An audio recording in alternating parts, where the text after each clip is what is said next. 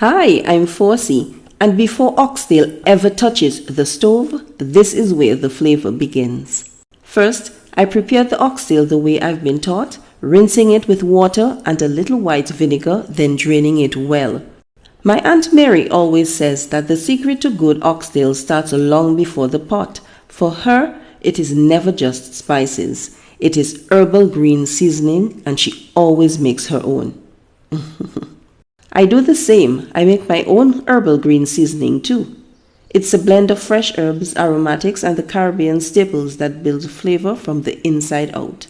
Aunt Mary usually starts seasoning her oxtail with the green seasoning as the foundation, and everything else supports it.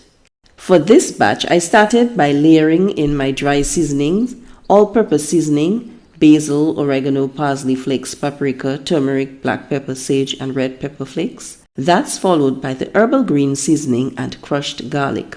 Then I use my hands and rub the seasoning into the meat.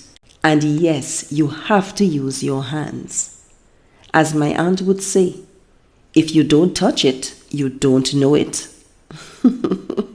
Finally, I mixed in some browning to coat the oxtail well.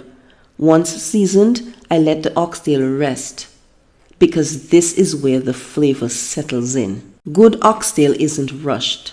This is how I season oxtail, the way Aunt Mary taught me, and it must have herbal green seasoning. If you've seen my herbal green seasoning video, you already know this step matters. In the next video, I'll show you how I cook this oxtail in the instant pot until it's tender and rich. But it always starts here.